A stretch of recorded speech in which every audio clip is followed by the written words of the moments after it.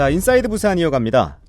아이들의 먹거리를 책임지는 급식실, 이 급식실에서 일하는 노동자들이 폐암에 걸리는 경우가 많다고 알려져 있죠. 급식실 노동 환경이 열악하기 때문인데요. 노동 강도 역시 높다고 합니다. 특히 부산은요, 전국 시도 가운데 가장 열악한 편이라고 하는데 이 문제를 해결하기 위해 부산교육청이 종합대책을 내놨습니다. 전국학교 비정규직 노조 부산지부 정현미 수석 부지부장 연결해서 얘기 나눠보죠. 부지부장님 나와 계시죠? 네, 안녕하세요. 네. 자, 지난 3월 교육부가 전국 학교 급식 종사자 검진 결과를 발표했습니다.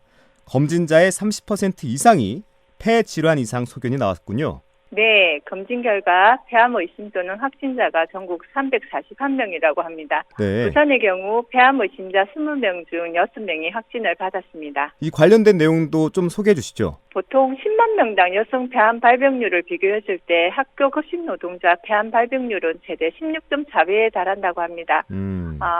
그래서 부산의 경우 1,700명이 검진을 받았고요. 네. 이 중에 529명이 이상 소견자로 나왔습니다.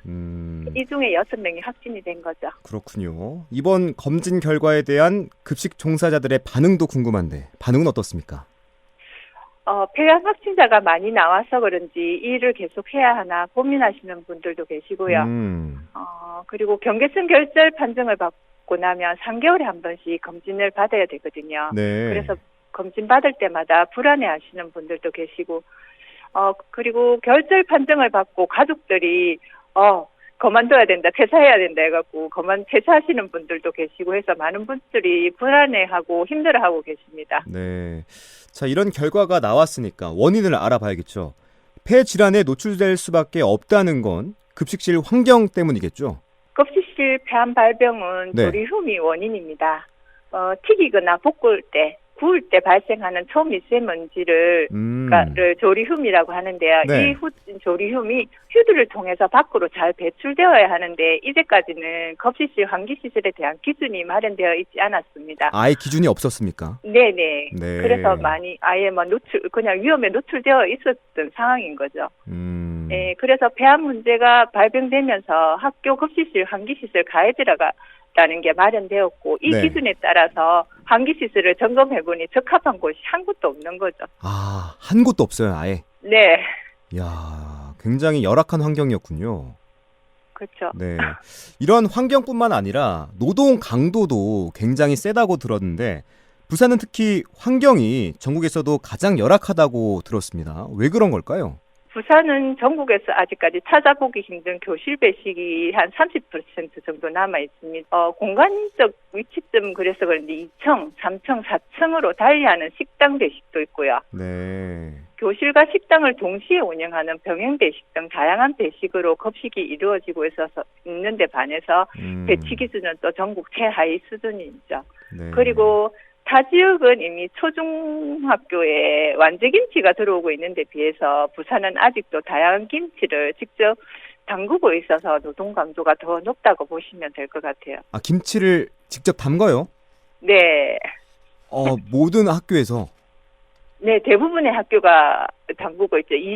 고등급식 이식하는 데는 완제가 네. 들어오고 있는데 초중은 아직까지도 대부분이 거의 다 담고 있어요. 네, 완제 들어오는 데가 거의 없어요. 급식도 해야 되고 네, 김치도 담가야 돼요? 예, 각종 김치 다 담급니다. 아, 그렇구나. 네.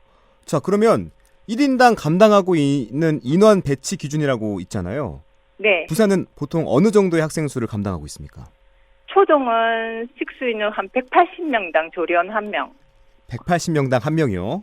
네, 중고등학교는 150명당 1명을 추가를 해주거든요. 그러니까 쉽게 말해서 한 네. 명당 조리원 네. 한 명당 네. 150명에서 180명을 감당하고 있다는 거죠? 그렇죠.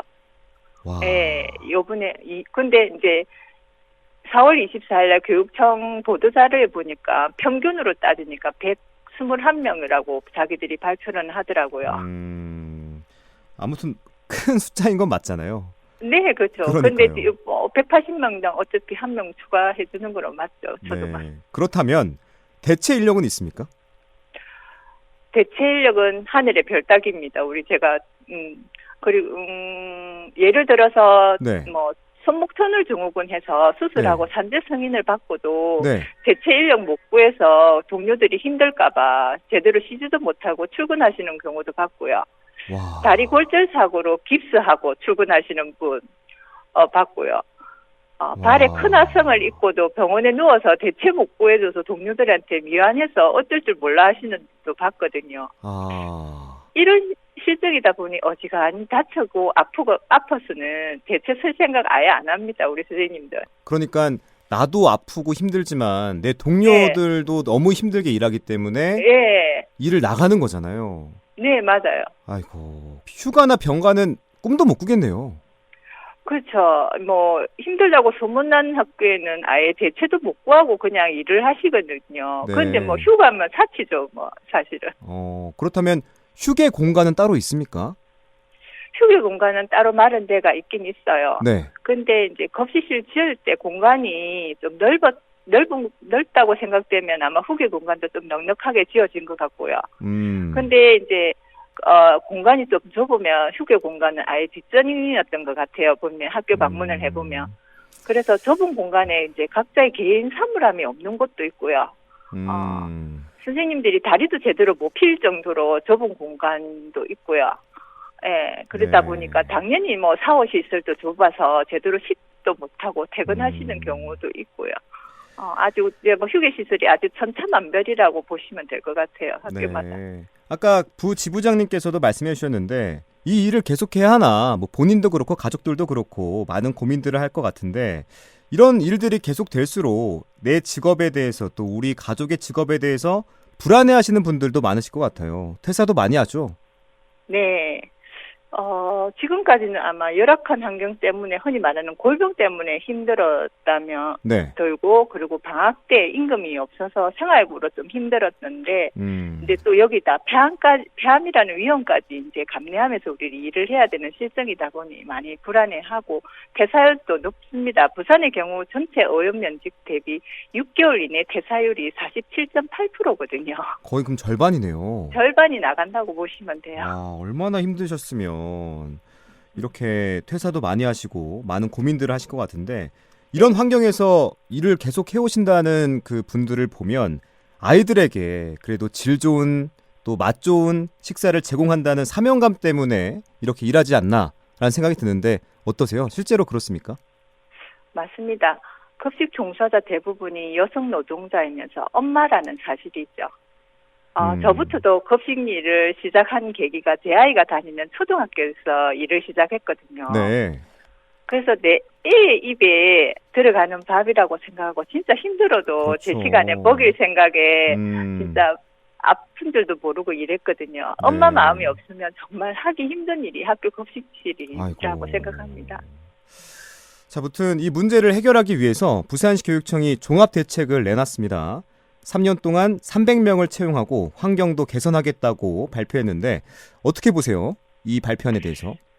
현재까지 부산교육청이 대했던 모습과 비교해보면 정말 획기적인 발표는 맞아요. 네.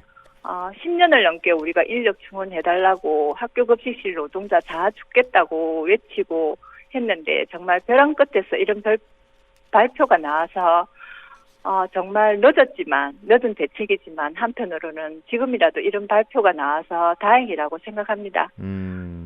그런데 사실 부산교육청과 노조 간의 협의에서 올해 한 70명 정도 충원 계획이 있었거든요. 네. 그런데 이 부분은 빠지고 내년부터 충원하겠다 막 발표를 했어요. 예. 그래서 이런 세부적인 거 교육청이 발표한 종합 대책에 아마 세부적인 협의가 더 필요하지 않나 생각됩니다. 그럼 올해는 공채하지 않겠다는 거군요. 올해 이제 정원할 계획이 있었는데 이제 내년부터 이 계획은 내년부터 24년도부터 실시하겠다고 했거든요. 네. 그러면 지금 올해는 그냥 힘들게 계속 일을 해야 되는 상황인 거죠. 자, 인력 충원을 한다고 하는데 신규 채용은 잘 되고 있는지 궁금합니다. 이게 또 고강도 노동이고 폐질한 사례도 나오고 있어서 많은 분들께서 지원을 할까 이런 우려도 되는데요. 어떻게 보세요? 부산 신규 채용 미달률 49.5%입니다. 아이고, 그렇군요. 충격이죠. 네. 3월 채용도 미달이었고요. 올해 9월 이제 퇴직자 자리 채용 인원도 한 100여 명 또 미달 사태거든요. 네. 신규 채용 미달과 함께 신규 채용이 되더라도 지금 현재 노동 강도가 너무 높아서 못 버텨요, 선생님들이. 그래서 지금 300명 충원하겠다는 계획이 있어도 지원자가 없으면 그러니까요. 그림의 떡이거든요. 그래서 숙련자는 해마다 정년퇴직하실 거잖아요. 정년퇴직자는 해마다 늘어날 건데 그 안에 우리가 저는 걱정이죠.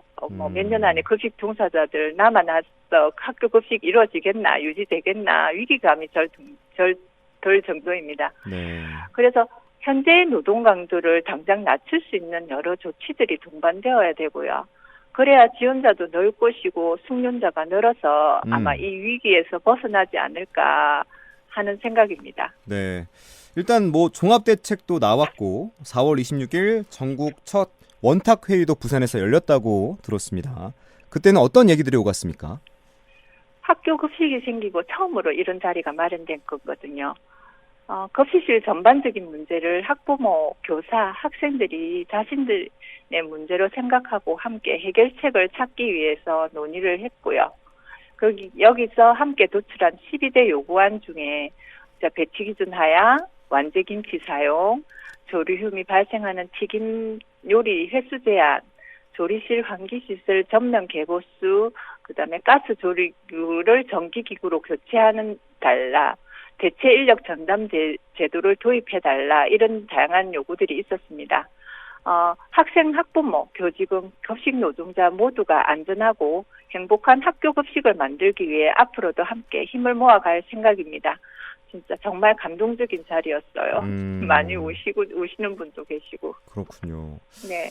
자, 부산시 교육청이 100명씩 3년간 300명의 노동자를 채용하기로 했는데 아까 부지점장님께서 말씀해 주신 게 그림의 떡이 될 수 있다라고 하셨는데 그림의 떡이 되지 않게 부산시 교육청이 발벗고 나서주시길 바라겠습니다. 그래도 지속적으로 노동 환경을 개선하겠다고 하니까 앞으로 더 나은 환경이 조성되길, 그래서 노동자들이 아프지 않고 일할 수 있는 사회가 되길 기대해 보겠습니다.